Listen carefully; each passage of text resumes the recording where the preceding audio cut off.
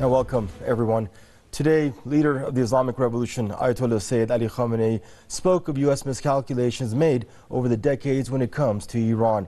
How D.C. leadership has now, over a few generations, tried a multitude of approaches, plots, and plans to either change, curtail, or control Iranian leadership, and the many challenges the country has been faced with over the years to deal with not just U.S. attempts to conquer it in some form or another, but also with America's ambitions and miscalculations for the region of West Asia, which have also impacted Iran's security and regional stability.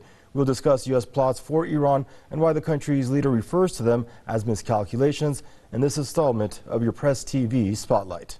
And now for your guests. Joining us, Mr. Seyyed, author and West Asia expert, joining us from Belfast. And Mr. Mohsen Saleh, academic and political commentator, joining us from Beirut. Hello, gentlemen. I'd like to welcome you both to the program. Hope you're both faring well in your relative respective neighborhoods that you are in Beirut and in Belfast. Mr. Seyyed, we're going to start with you. Welcome to the program, sir. Let's begin the program with why has the U.S., under nearly a dozen presidents now, persevered so much to control Iran? It's the greatest loss the U.S. consider Iran after the Islamic Revolution erupted. So let's debunk that. The Islamic Revolution became a formidable force that supports the global anti-colonial movement. That role used to be played by Jamal Abdel Nasser, revolutionary Egypt in the 50s and the 60s, and succeeded in supporting and helping many countries to face colonialism, specifically in Algeria and in Africa. And the Nasser regime stood against the Shah and supported late Imam Ayatollah Khamenei. So after Egypt became in the hand of Sadat, who betrayed this revolution and neutralized Egypt from the anti-US, anti-Zionist camp, it failed Egypt to the in the late 70s, mid-70s, in the grip of American power. Then the Islamic Revolution erupted in Iran, denied the US the total hegemony and domination of the Arab and Islamic world. Iran, if you look, got one of the largest combined oil and gas reserves in the world. Iran mineral wealth almost equal to the continent of Australia. Iran got a population of over 80 million individuals, overwhelmingly young and educated people. The state in Iran is rapidly industrializing the country. And despite all of that, being Iran under the most crippling sanctions regime in history for more than 4 decades, since 1979, Iran managed to master the nuclear fuel cycle and became one of the world's space powers.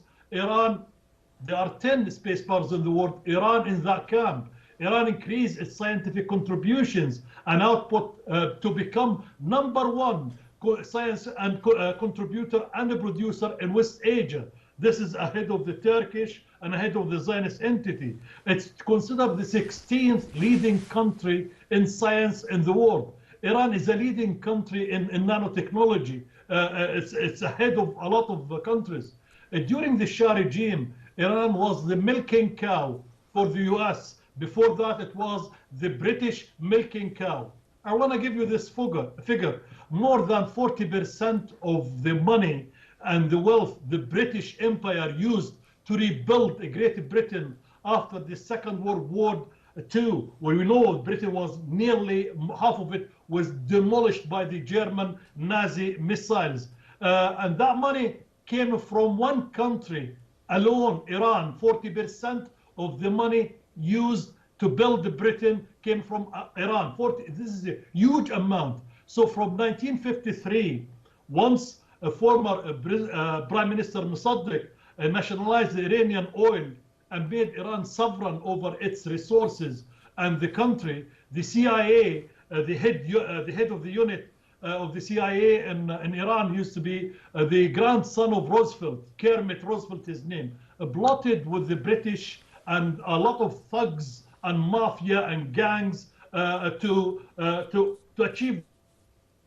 For the next 26 years, from 1953 till the 1979, Iran under the Shah became the milking cow for the USA and the Zionist entity, in short.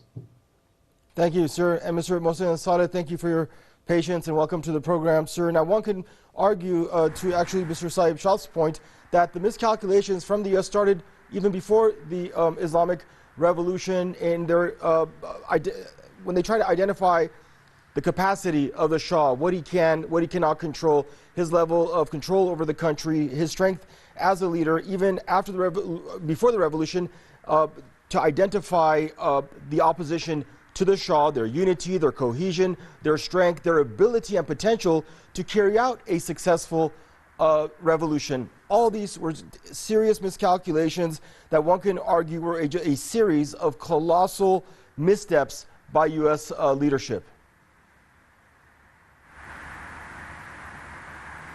Good evening to you and to your guests and to the audiences of the Press TV.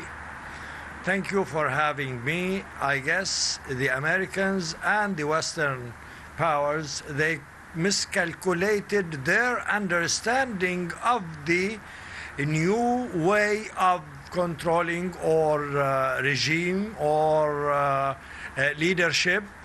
Like Imam Khomeini, the late Imam Khomeini, may peace be upon his soul, and also the leadership of Imam Khamenei. In the Shia doctrine, that the Imam should be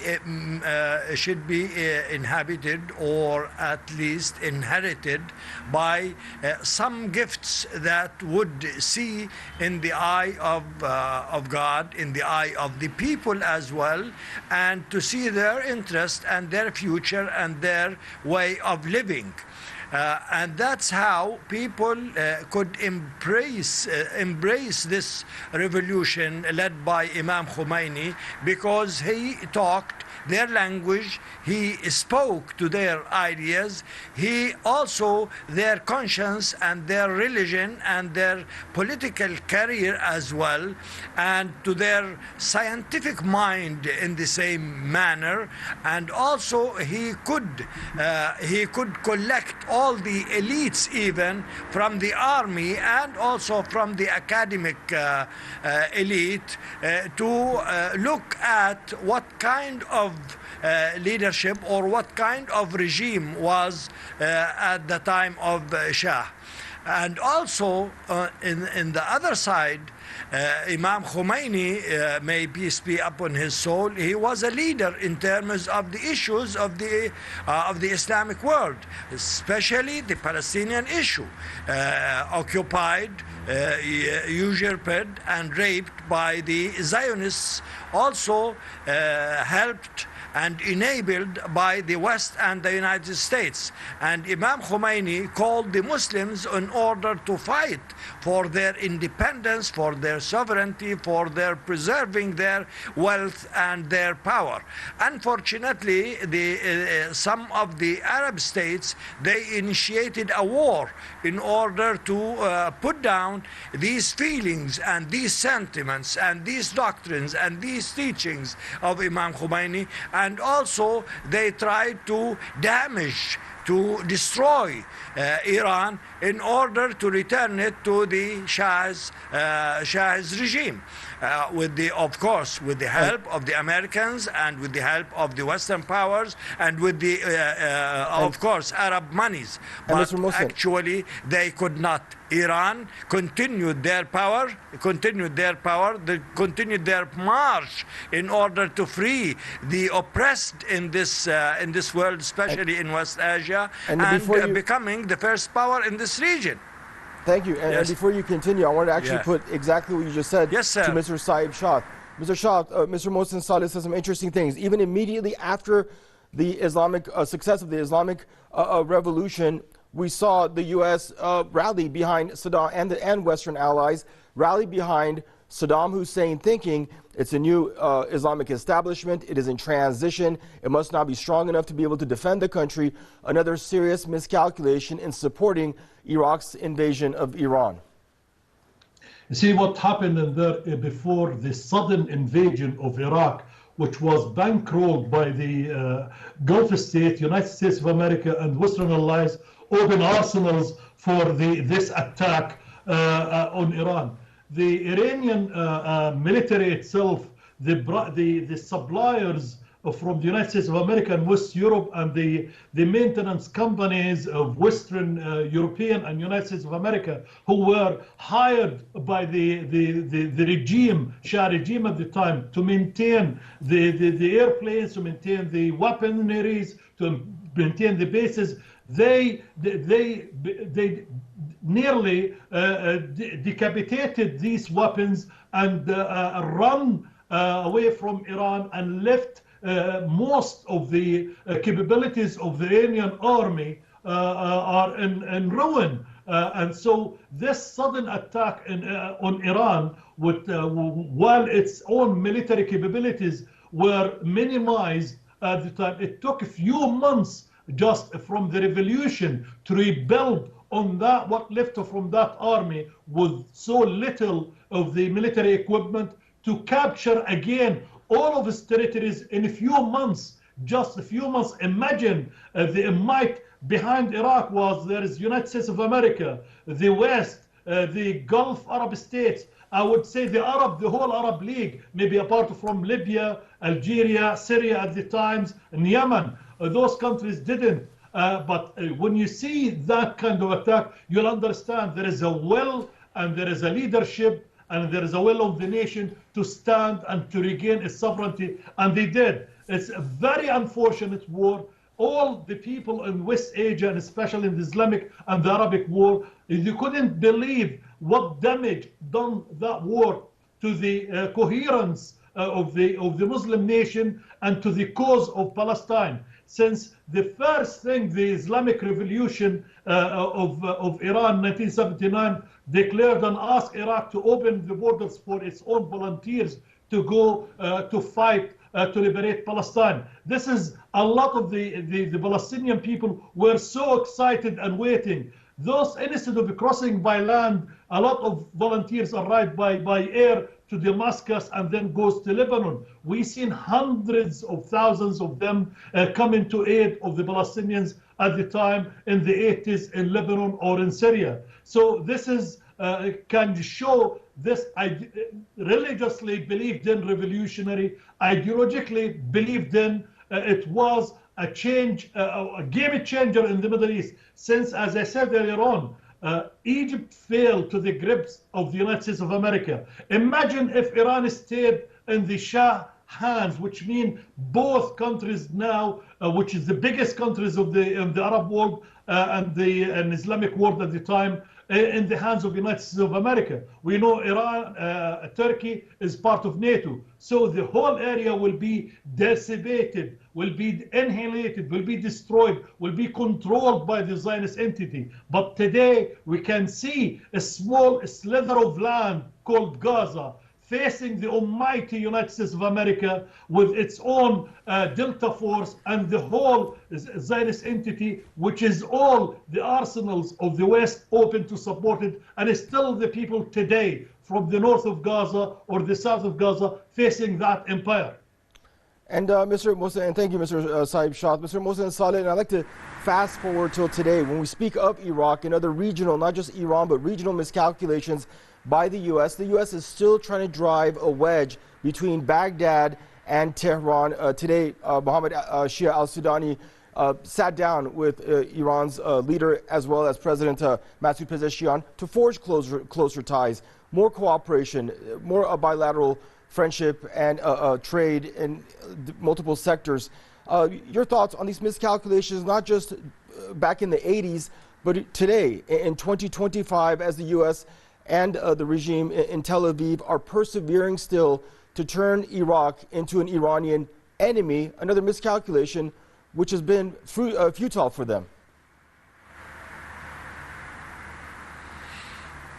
Well, dear, they try to also make Afghanistan, push Afghanistan to attack Iran. They pushed Saddam to attack Iran, and now they are creating this division and sedition inside Iraq in order to make their media spread all the lies and hypocrisies against Iran, about Iran historically and about Iran now. Iran in this manner was so great in managing these differences, even with Saudi Arabia, even with the Gulf states, even with some of the Iraqi powers like in the north or in the middle or even in the south. And also even in Syria, Iran did not lose anything. If the regime is lost by his crazy political behavior in terms of the interior issues, not in terms of the Palestinian issue and the Israeli conflict with the Arab world and with the Palestinians and with the resistance. I guess the Iranians were, in terms of arranging the problems of the region against the United States, who was trying with the West, of course, to besiege Iran, with Iraq anti-Iran, with Afghanistan anti-Iran, with the Gulf state anti-Iran, with Azerbaijan anti-Iran, and with Turkey anti-Iran. They could not really raise this conflict into a situation that would weaken the Islamic Republic. On the contrary, Iran was enabling others in order to stop the American hegemony in the region. And I guess the axis of resistance is spread in the intellectuals and in some of the elites and the people in the region, and they will continue their march in their resistance against the Zionist regime, against the Zionist entity, of course aided by the West and the United States. I would say we have a step probably to say that, well, look, we are not going to surrender to the American dictations, whether in Palestine or in Iraq or in this, of course, in his speeches, the late speeches of the Supreme Leader, Imam Khamenei, may peace be upon him and protect him, may God protect him. I would say that the axis of resistance, it's true that some wounds brought and hit, but the spirit and the rulership and the philosophy behind this resistance, with the intellect and with the managerial committee that would lead the issues of the region, Iran is becoming one of the challenging power and the axis of resistance to the hegemony of the Americans and the Westerns, in terms of not only the power in the battlefield, also the power of the mind, of culture, and of the righteous issues. Now Iran is fighting against the United States and the West because of the values, cultural values. Iran would win every day, every moment. Iran wins in this battle because it takes and shoulders all the responsibilities of the oppressed issues in this world, not only in the Arab and Muslim world, in the world. That's why we see relationships with all the peoples in South America and other places, China and other places.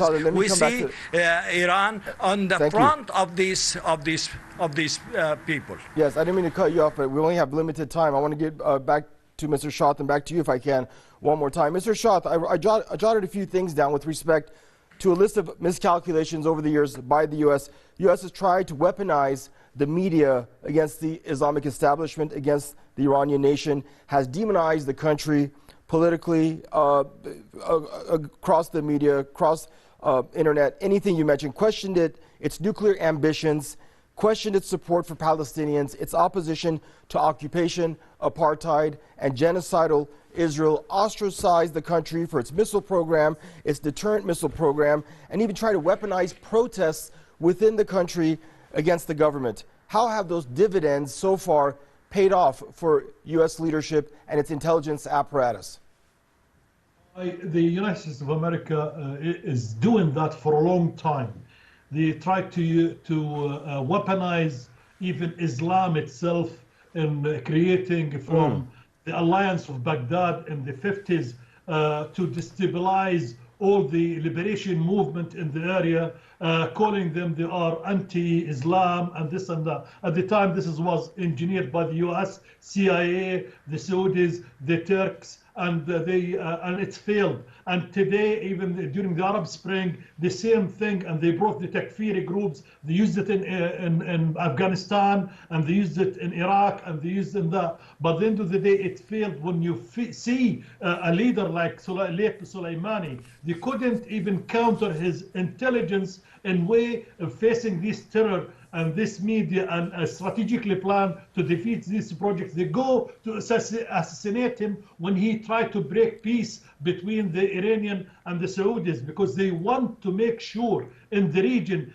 as my friend was alluded to, they want to see animosity between Saudis and Iranian. They don't want to see the region is in harmony and can coexist with each other. And they want to see domination of the Zionist entity. Their media becomes lies, since they faced the alternative platforms, media, such Press TV, when they silenced Press TV from the Sky Network and from the United States of America and many other countries, because they don't want this, the voice of the voiceless, the voice of the truth to come out. They want the people only to take from their own media. But unfortunately, there is TikTok today, there is all the social media, even they try to intimidate the people who put the truth in it in such ways, which is, you can see who is controlling Twitter. X today is one of Trump's, agents, and you can see, but the people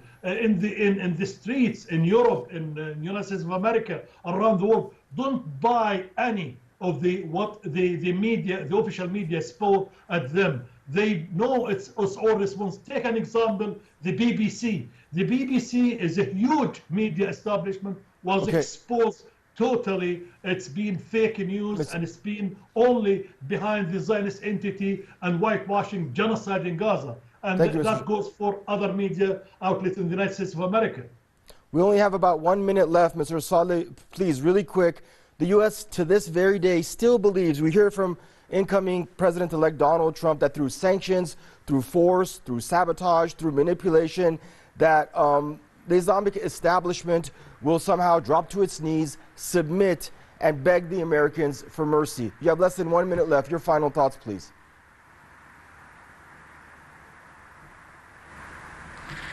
My friend, the United States cannot impose any kind of political behavior on Iran.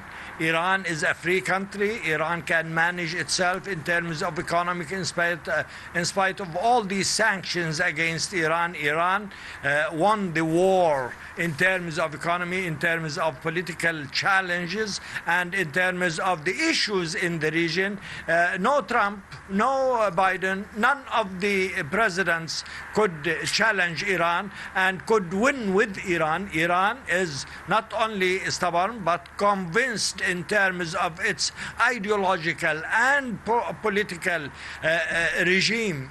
I mean here the people who are really having this sovereignty in terms of the issues of the oppressed, issues of the culture of Islam, and Islamophobia and Iranphobia cannot win with these people who have this resilience and wisdom. Thank you. Pleasure to have you on, Mr. Mohsen Saleh, as well as you, Mr. Seyyed Shah. Always a pleasure to check in with both of you gentlemen. Stay safe to the both of you. Mr. Seyyed Shah there joining us out of Belfast. Mr. Mohsen Saleh joining us from the Lebanese capital, Beirut. This brings us to the end of this segment of your Press TV Spotlight, everyone. Thank you for tuning in, and goodbye for now.